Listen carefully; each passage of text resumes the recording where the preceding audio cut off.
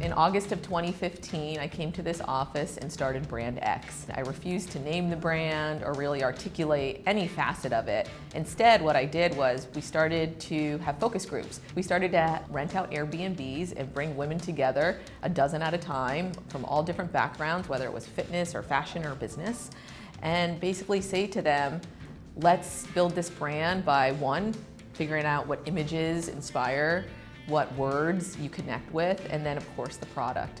And so we literally would just put images on a coffee table and say, write down the first word that comes to your mind when you see it. And if it would say provocative, uber sexy, we're like, that's great, that brand exists. But if it said empowered, confident, unique, put that one to the side.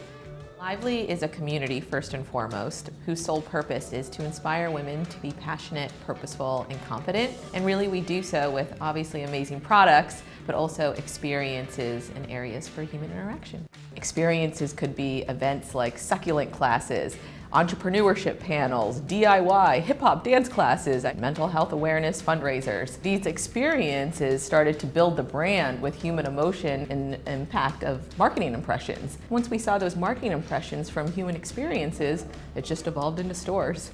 At Lively, all of our bras are one price, regardless of style, color, size, or shape. We're creating this very, even playing field for our customer to truly buy what speaks to them, taking price out of the equation.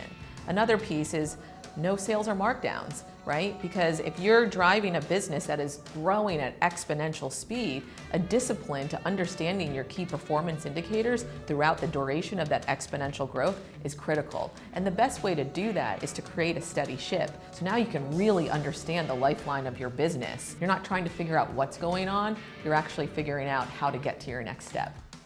If you look at where the most of my screen time is spent, it's on data and analytics, because I believe that you shouldn't be creating moments throughout the week where like, today I'm gonna stop and look at data. It should be all day, every day, because you have to understand the heartbeat of your company.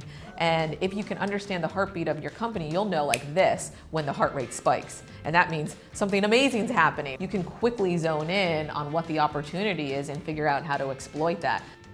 It's the fear of not trying is what entrepreneurs should really think about. When you're taking a risk assessment, what you should do is really understand what is the greatest downside? What is the worst case scenario if I do this? And once you're comfortable with that, you're good to take the risk.